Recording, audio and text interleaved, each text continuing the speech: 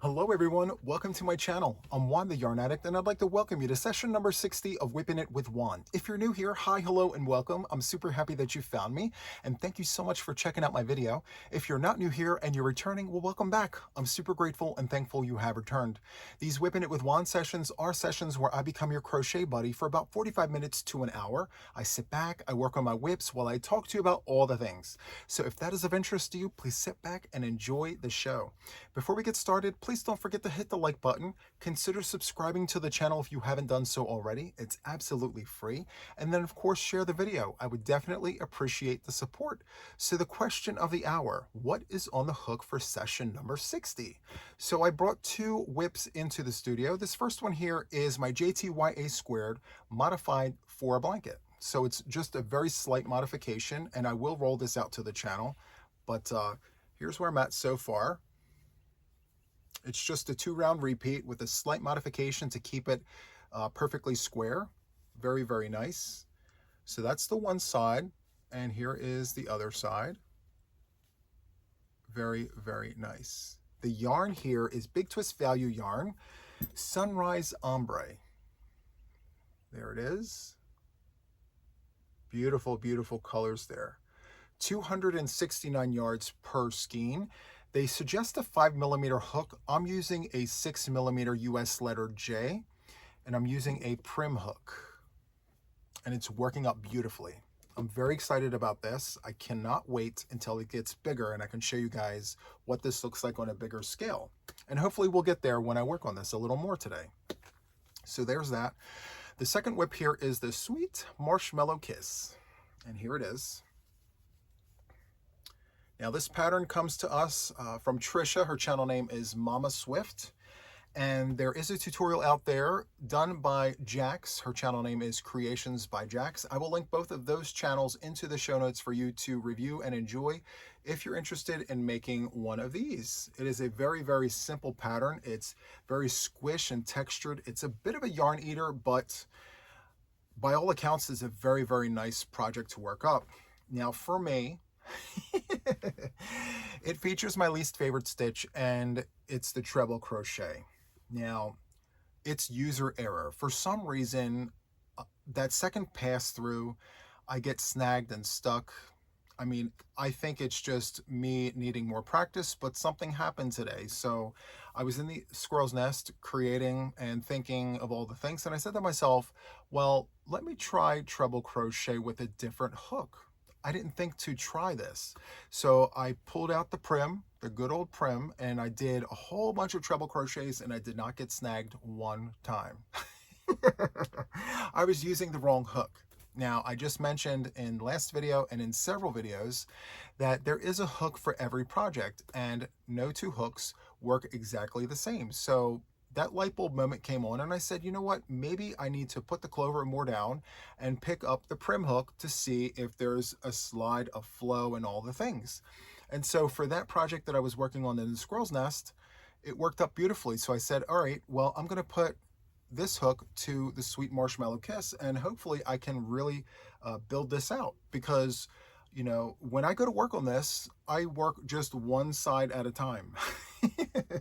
When I tell you it's slow going, it is very, very slow going. So if I can get some glide to this without getting snagged or stuck, I think that I can really get this knocked out very quickly. So those are the two projects. What are you guys working on? I'm very curious. Sound off in the comments. Tell me what you're working on. If you are whipping it along with me, I would definitely appreciate that. If not, that's okay too. Put me on for background noise. Listen to me babble away while you clean. It's perfectly fine. Oh, for my coffee, I do have my Buc-ee's mug.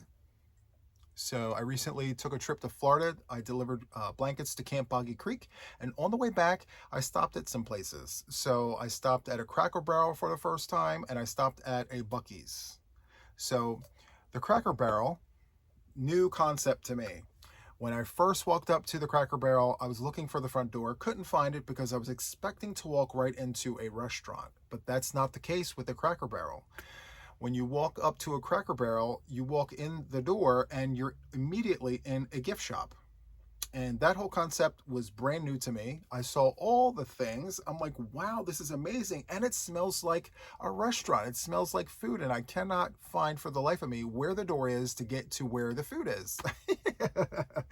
I think that was kind of like the point. Anyway, I'm looking around. I'm seeing all the wonderful things. And in my travels, I found this.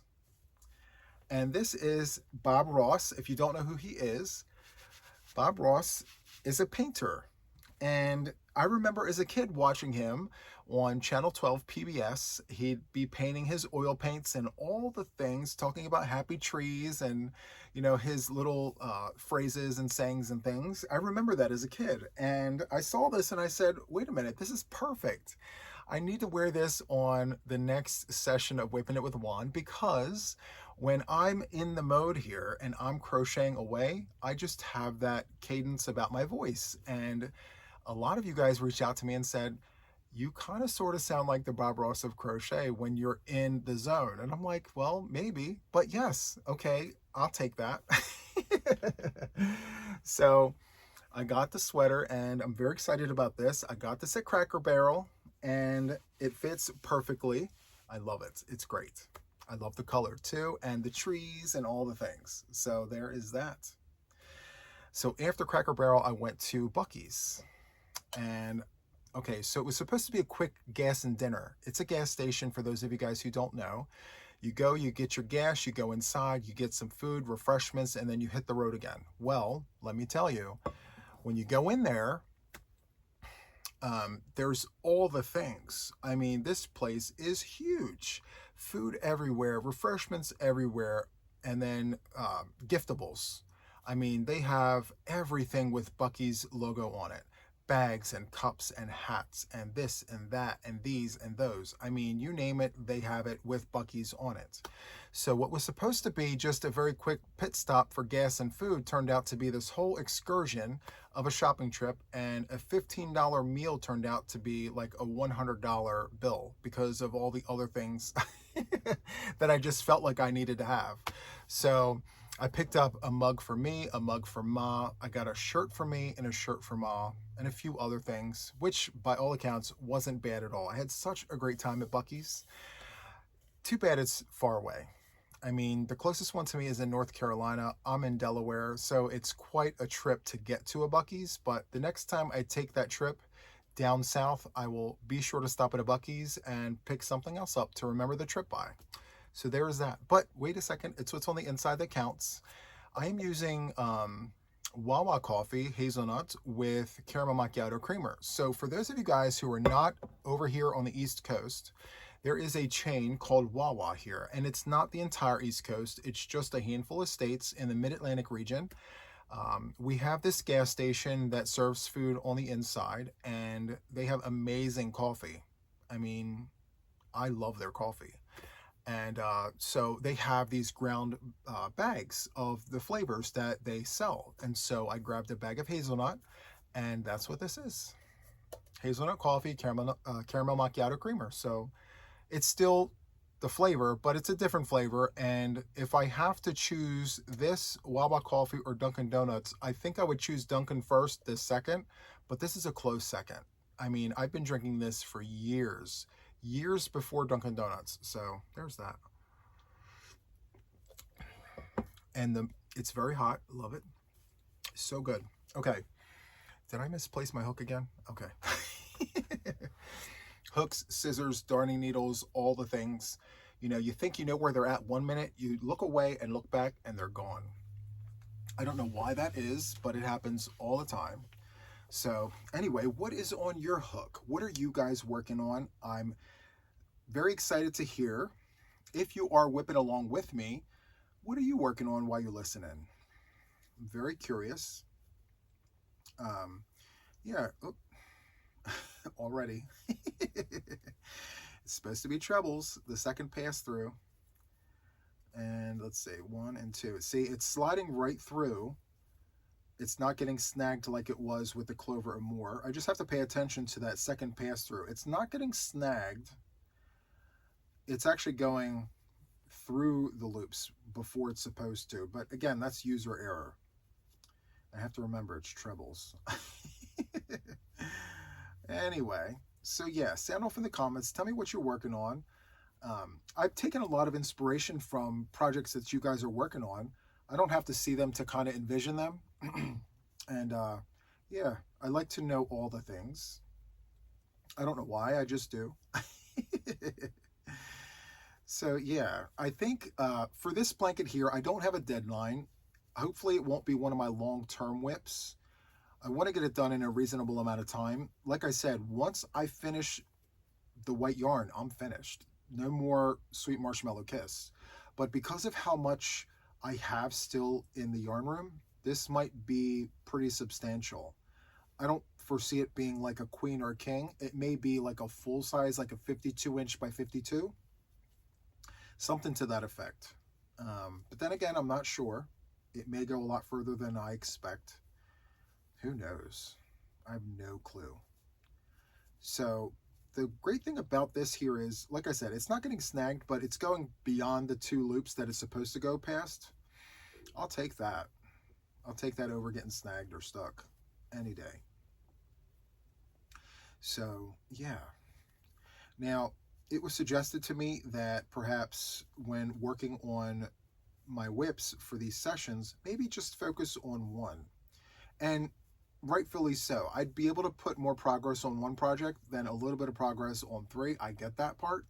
But like, I have so many WIPs. Sometimes it's, overwhelming, trying to envision all of the WIPs being worked on so that I can speak to them in a podcast, But something happened the other day. I'm saying to myself, do I have to talk about all the things all the time during those podcasts? Maybe just grab a few of each of the things, and if I made significant progress on them, speak to those. We don't have to talk about, the one row that you did on the one blanket or the several stitches you did on this project.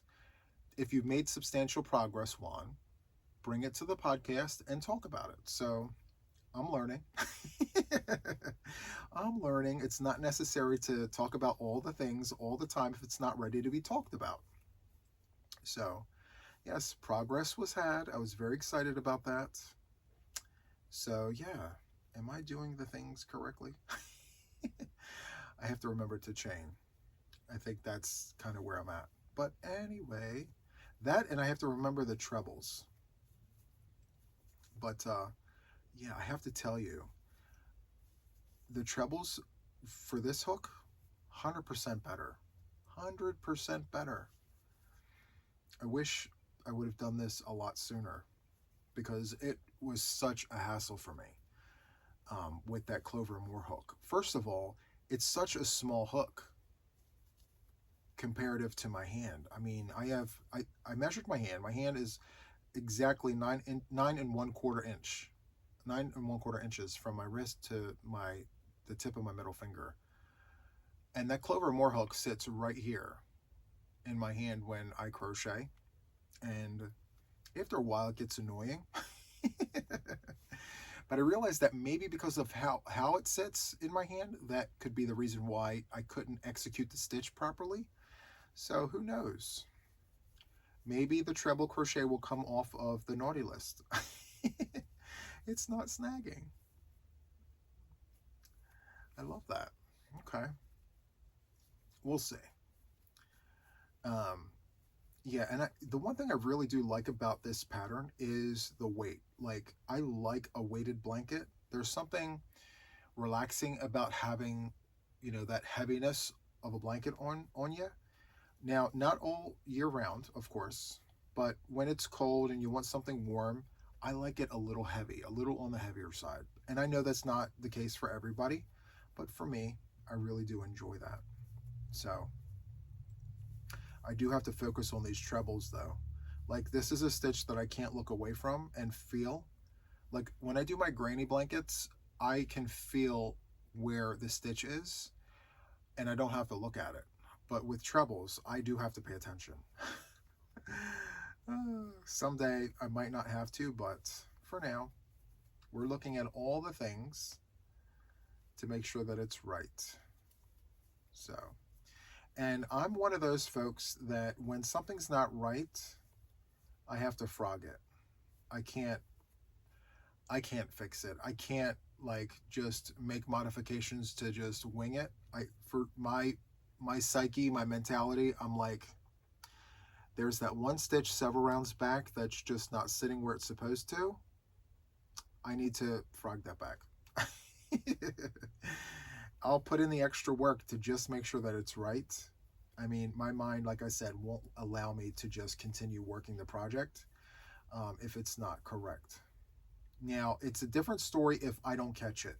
Like, if I finish the project and then go back and find a mistake, I won't frog it because I missed it in production. So I'm not, yeah. Once I take it off the hook, that's it. And then it's going to be the charm of the blanket. It's got minor imperfections like we all have with ourselves. So, yeah. I really like how this is settling in. I do like this a lot. Now, the one thing I do have to work on now is that final pass through when I have the 3 trebles in a cluster and I got to yarn over and pull through all the loops. I have to work on that transition of sliding the hook through all of those loops so that it doesn't get caught on one of those loops go on the way out, you know. But we'll get there one step at a time, and that's all we can do, you know. So I'm very excited about that. And I think what I'm going to do, because I've been squirreling all day, even at work, like a ping pong ball. I've been doing all the things all over the place. I think for today, I will jump on over eventually to the JTYA square. It's looking so nice. And in order for me to roll this tutorial out, I'm going to roll it out as a square and as a blanket. Because the modification is very, very minuscule. So much so that it doesn't need its own tutorial. So in that same tutorial, I will say something along the lines of, if you want to turn this into a blanket, this is what you do. Let me show you. So, yeah. I think that's the smartest way to go. Yeah, it's just not worth a separate tutorial because I would be remaking the square anyway. And if you've seen it in its own tutorial, it's almost like there's no need to re-crochet that square in a separate tutorial. So we'll make sure to not do that. I think I'm liking the way that this is settling in. It was just the hook. What do you know? Maybe by the time I get this done, I may like the treble a little more than I do right now. A little more than I do right now. I mean, it is not my favorite stitch, and by all accounts, you know, it's a user thing. I love the way the stitch looks when other people do it, but for me, it's just like there was something I'm not doing right. But based on what I'm seeing right now, I'm doing the things. It's coming out exactly as it's supposed to. The stitches are even. There's no snagging, with exception to the one thing I just mentioned to you guys. Wow. Okay, there was one instance right there. But again, I just have to pay attention. Practice makes perfect. Now, I reached out to Tricia and I told her, I said, I'm having issues with this treble. I even told her what the problem was, and you know, her response to me was practice.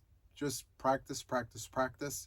You'll get good at it. And you know, I think that's another thing too. Like in my mind, I just never liked the treble, so I really didn't practice it enough.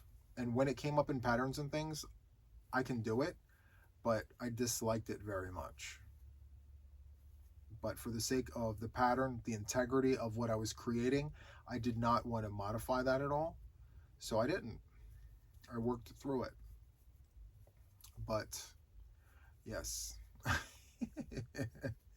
Someone else told me, who shall remain nameless, they said, well, when you do your treble clusters, if you miss one of the loops, it's fine. Catch it again in the next loop. I'm like, no, because in my mind, that particular cluster will not look like the other clusters.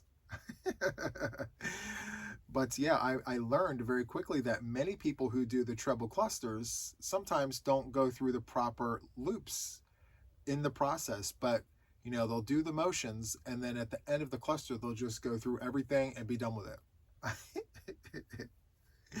I'm like, I don't know if that stitch is accurate, but yeah, do you. Do what you think is best for you, but for me, and for my mind, it's got to be right. Otherwise, what am I even doing? So anyway, that's just me. And listen, judgment free zone. If what I'm telling you guys fits the shoe that you wear, then own it. I'm happy for you. I love that for you. If that's how you do yours, then do it. Own it. I love that for you, you know? But for me, I have to make sure that my stitches are right. The other part of it all is I mean, I am a channel here, right? And I have to lead by example. So I can't do a treble cluster incorrectly and say that's just how you do it. Just do it that way. My mental state won't allow me to do that. I wish that I could, because it's fine by all accounts. I know many people that do it, and I think that it's great that they're okay with doing that. I just wish my mind would allow me to do that. You know, I think a lot of my stress would go away. I'm just saying, you know. Anyway, oof. Hold on, having issues in the corner here. Oh my goodness gracious. User error, user error. I have to take Tricia's advice. Practice, practice, practice. You know what, guys? I have this amazing idea. Okay, I have to tell you. So I'm thinking about creating a blanket with my least favorite colors featuring my least favorite stitches. Yes, that might be a thing. So I'm going to have a pink blanket with treble crochets. Now, to counter that, to make it happy again, I may include my favorite color and my favorite stitch. Yeah, that could definitely be a thing too. I'm going to reach out to some people for, not advice, but I don't know, for feedback, to see if they think that that would be something that they'd be interested in doing. Like if I put out a challenge and I said to you guys, create a blanket using your least favorite color and your least favorite stitch, and then your favorite color and your favorite stitch. Yes.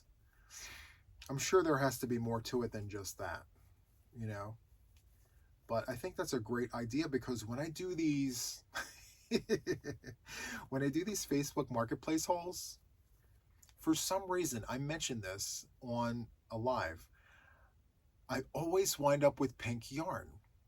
So I don't necessarily buy pink yarn. I don't gravitate towards it unless it's hot pink. If it's hot pink or Barbie pink, I will grab that because I like it. But any other shade of pink, I'm not really a fan of at all. So, but for some reason, when I do Facebook Marketplace and I bid in these hauls here, and I bring it to the house, I open it up, and yeah, there's pink yarn in there. Yes. Oh my goodness gracious. And I just realized I said bid. I didn't mean bid. That's eBay. But that too. I mean, but see, then again, when I bid on yarn, I know what I'm getting. And if I see the yarn and there's pink in there, I don't necessarily avoid it, because there's other yarns in there that I really, really want. Case in point, I have to tell you. So there was this auction that had Dazzleair. It was Karen Dazzleair with this beautiful variegated colorway. Tans and taupes and brown, and it had this like shade of mauve and purple. It was beautiful. And there was a lot of 5. But with it, there were several skeins of white yarn, and then in the corner there were 3 skeins of pink and like powder pink. And I'm not a fan of that shade of pink. And I said to myself, what am I going to do with that pink yarn? Never mind the fact that the whole purpose of me even looking at it was to dazzle air. Anyway, I went ahead and I bid on it and I won. And while I was waiting for it to come, I said, what am I going to do with this yarn? It gets here, and immediately I take it up and I put it in the yarn room. So it's still there to this very day. It's still there. I don't know. So I actually may create a project using up this pink yarn. And I just did a Facebook Marketplace and I have pink yarn here. So maybe I need to do that. Just grab all the pink, put it in a pile, and make a blanket to just be done with the pink. Or I could cake it up, bag it up, and I don't know. I have no idea. Yeah, I may just create a project with that and then just do like one neutral color to balance it off, because everyone has a favorite and a least favorite, you know. And if you have nothing but favorites, maybe you have one top favorite and then a second favorite, you know. So it's definitely a thing. I think it is something that we can do. I'm gonna get to this corner hopefully. I'm telling you, like, so far I've only done half of a side, a corner, and like a quarter of a side. It's slow going for me. It's one of these things, you know. It doesn't help that like I'm not focused on my stitches as much as I am the conversation. Yes, sometimes I go off on tangents. If you're new here, yes, I could be talking about something and then 2 seconds later we're on a completely different topic. It's so good. I love it. It's so good. So yeah, I think if I can't get to the corner, well, I don't know. Well, yeah, I can't get to the corner just yet. I may take a break from it. But yes, I do think that the hook is playing a huge difference in how this gets done. The stitch definition looks exactly the same, so there won't be any issues there. Tons of texture. Give you a close-up of the things. It's very, very textured. Love it. I do love the way this looks. I really do. So soft, so squish. Okay, moving on to this one right here. So as I mentioned, this one here is a 2-round repeat with a modification, which I of course will show you guys in a tutorial.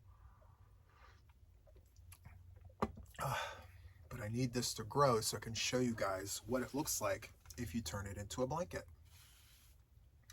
So there is that. Now this here, it also has texture. It's a different kind of texture. So think about the granny stitch and the V-stitch. So instead of putting the V-stitch on top of the granny, that middle stitch, you're doing a front post V-stitch. Now I showed you guys the square. It's Crochet with JTYA, the one that I did just a few days ago. I think it was the end of March. Depending on when you're watching this, you can see it'll have the title. It's in the title, Squares Done 3 Ways. And yeah, so it's the 3 and 2. So you're putting the granny stitch inside of a V-stitch, but the V-stitch is a front post V-stitch, which gives it texture on both sides. One side has ridges, the other side has the post work. It's very, very nice. And in the corners, you know, instead of doing the granny stitch in every corner, you're also alternating the corners. So I encourage you to check it out if you're interested.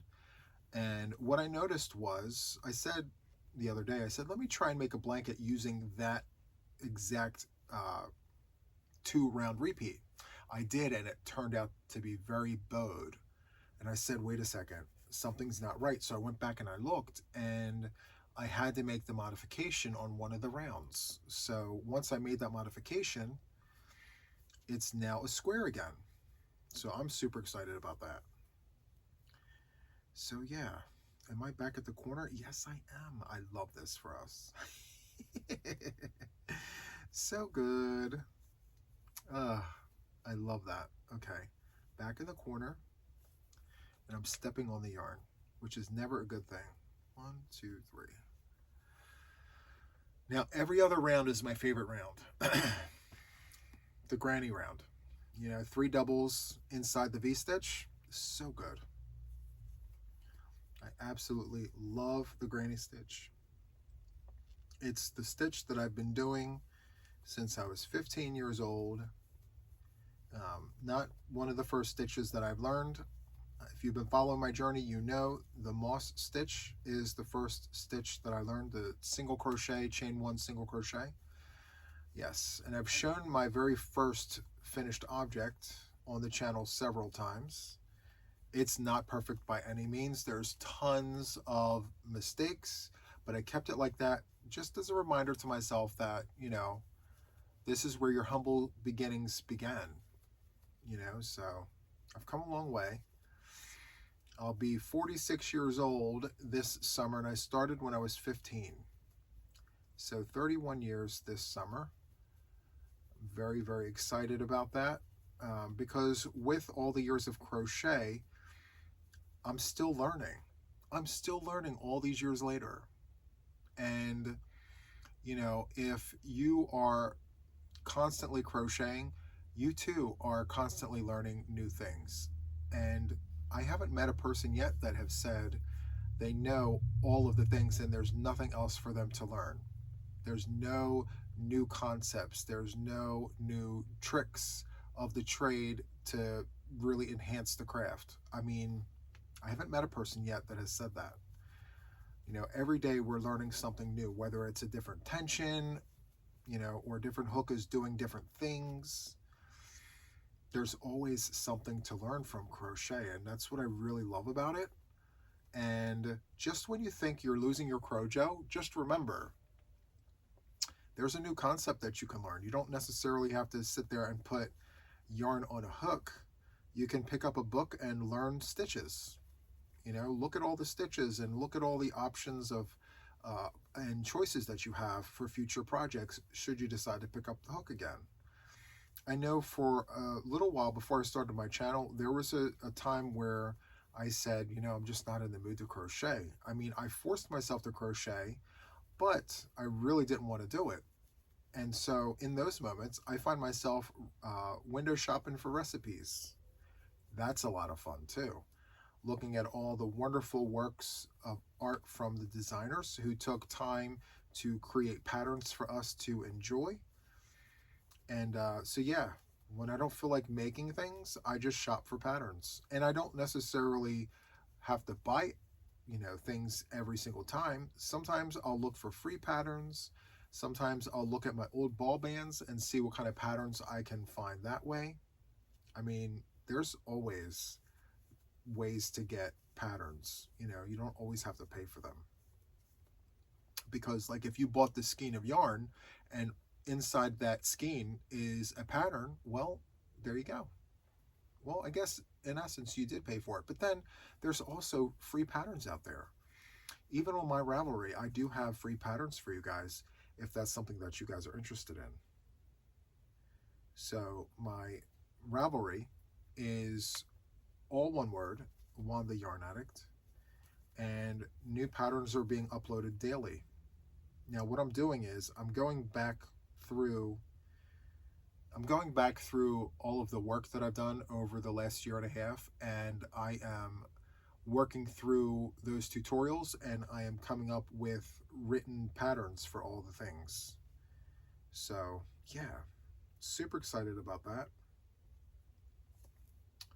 And as they get done, they get uploaded to the Ravelry.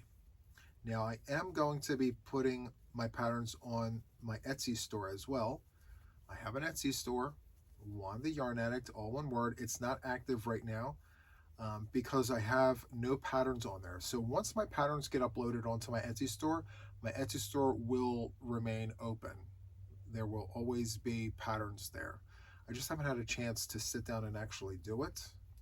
I need to, but I've been just so busy with the day job. So the day job, you know, it keeps me there, as I mentioned before, like upwards of 60 hours. So, you know, there's days where I come home and the only energy I have left is just energy to record. I just have enough energy to record, and then I'm in bed because it starts all over again the very next day. So, yes, I do the best I can.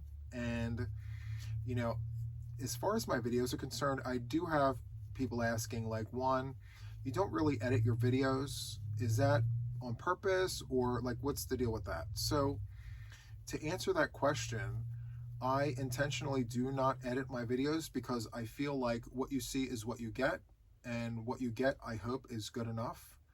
And so far it's been working. You know, I would love to edit videos and things, but that requires time that I don't have. So I just have to be mindful of the time that I do have and just put my best foot forward with what I have, you know? And yeah, so that's kind of how I've been doing it. And so I don't really feel the need to just start doing all of the things with my videos right away anyway. Maybe it'll be a gradual process, you know, once I get my bearings on how to use editing software and, you know, how to really tweak things and fine-tune specific things about my videos. I'm just going to continue doing the things as I've been doing them. So yeah, there's that. So good, this yarn. I absolutely love it. I wish that Joanne's was not closing, or Joanne, sorry. There's no apostrophe S, I guess. So I wish Joanne wasn't closing because they came out with this vortex yarn. Guys, I have to tell you, that yarn, to me, is some of the best yarn they came out with. Hands down, I absolutely love that vortex yarn. It is very comparable to Red Heart Roll With It Melange, except I have to say that the Big Twist yarn works better in my hands than the Red Heart. The Big Twist, yeah, hands down. My Luck of the Draw blanket that's done in the vortex yarn, stunning. I love how it's working up. I'm loving how it feels in my hands. There's no bite to the yarn. I really enjoy that blanket. So much so that I am intentionally not donating that blanket to Camp Boggy Creek. I'm keeping that for me. And I love that for me. So, yeah. And besides, I made a mistake with the measurements of the rounds. So I spoke to this on the last podcast. So what I should have done was 2 rounds of color, 2 rounds of white. 2 rounds of color, 2 rounds of white. But what I did was 3 rounds of color, 2 rounds of white. So there's an extra round for every week, and those rounds add up. So in addition to that, I made a centerpiece of 5 rounds of white, which I should not have done at all. So that threw the measurement of the entire blanket off. So what should have been 40 inches is now going to be 60 inches. At the end of week 10, for Luck of the Draw number 10, my blanket will measure 60 inches. Yeah, I have no idea what I even was thinking, but here we are. We are here. So there is that. And I'm not mad about it. At first, yes, I was, because I wanted that blanket to be for Camp Boggy Creek.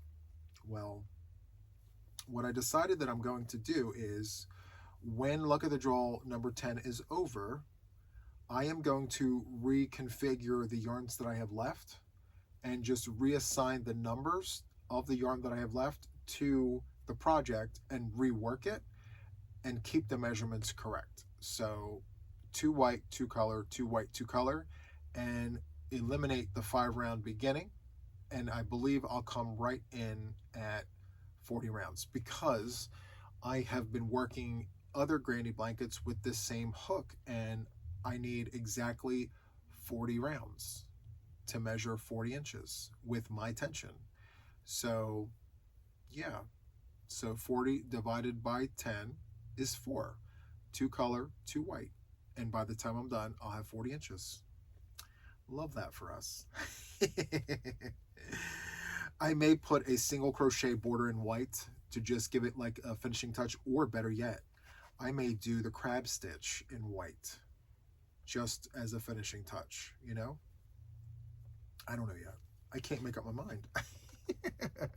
I'm always thinking about all the things. I'm like, you know, what if I did this stitch? What if I did that stitch? Just like earlier, I said, why don't we get the least favorite color with the least favorite stitch and just make a blanket with it? You know, maybe I'll learn to like the stitch. Maybe I'll learn to like the pink. But I've been talking about it since 2023 and nothing has changed. So my commitment to Team Purple has always been 100%. So I don't know. It's an idea. I think it would be lots of fun to do, to play with that pink yarn, to get it to do all the things. I don't know. We'll see. Maybe at least 2 favorite stitches with the 2 most favorited stitches. I don't know. We'll see. What do you guys think about that idea? I think it's a great idea. I think it could be something we do after the cow. I'm hosting a cow right now. Well, it hasn't kicked off yet, but I'm hosting a mal right now. That's a more accurate statement. I'm hosting a make-along, and I will link all of that information into the show notes if you're interested. And the best part of the make-along for me is that it's an open participatory make-along. I have learned as of late that there are many, many crafters who watch my channel. Knitters, weavers, spinners, painters, sculptors, they watch my channel.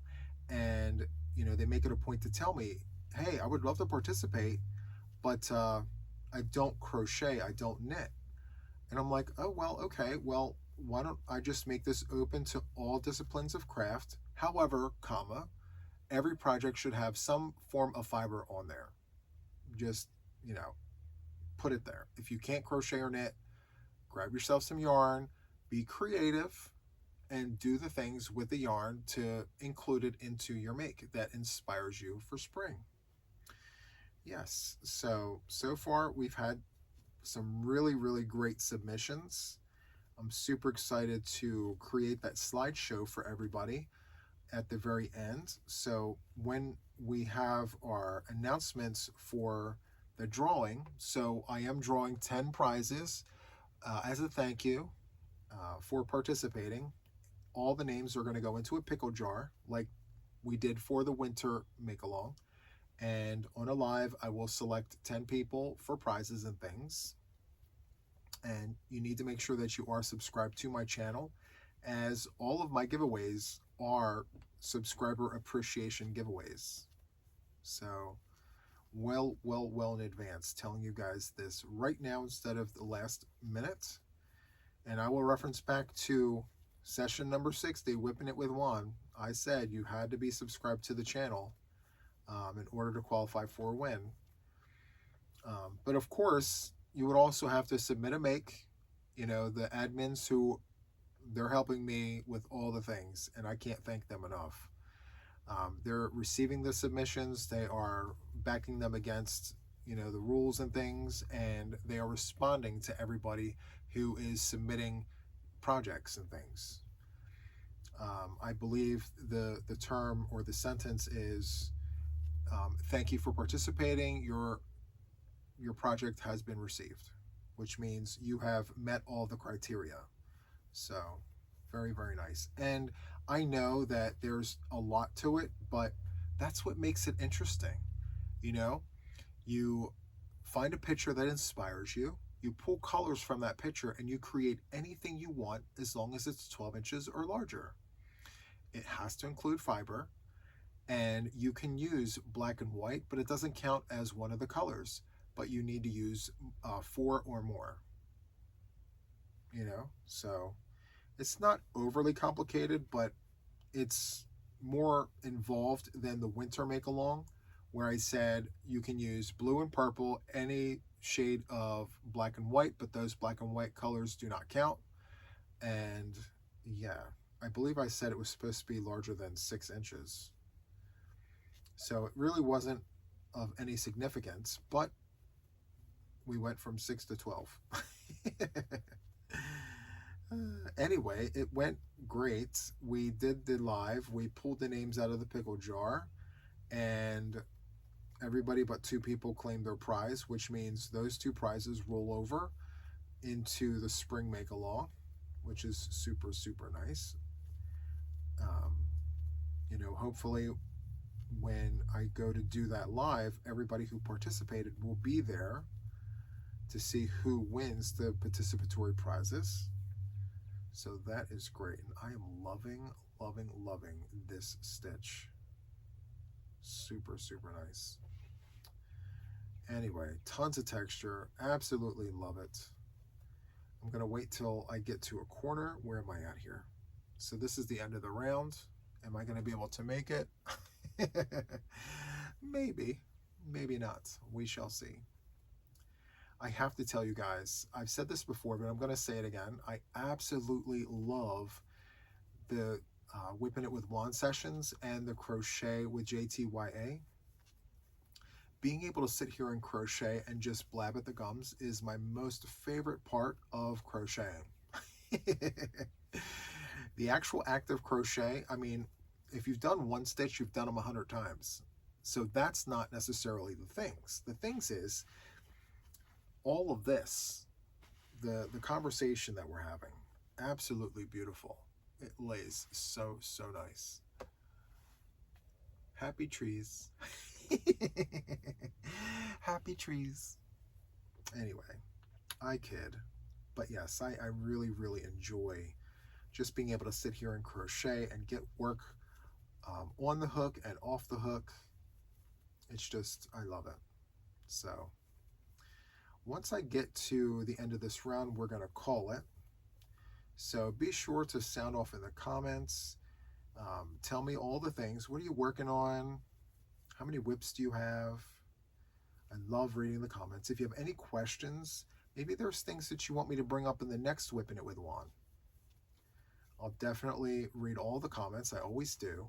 So I'll think to speak to them in the next session that we have, which, can you believe it? We are on session number 60. I think that is amazing. That means, once I post this, there will be 60 WIP'n It with Juan sessions out there for you guys to watch and enjoy if you haven't already done so. I love that for us. I love it. So, so, so good. And I am almost at the corner here. And we are here. Amazing. Okay. 1, 2, and 3. Absolutely beautiful. Let me just, yes, it lays perfect. Look at that. Super, super nice. Love it. I'm just letting the ombre do its thing. Very, very nice. Okay. So that is all for this WIP'n It with Juan session. If you enjoyed this, as I mentioned in the beginning, please don't forget to hit the like button. Consider subscribing to the channel. It's absolutely free to subscribe. I have a goal and I hope to achieve it. So stick around, give my channel a chance if you haven't done so already. As I said, it's absolutely free. And then of course, share the video. I would definitely appreciate the support. So that is all from me for now. And until the next one, take care, friends. Bye.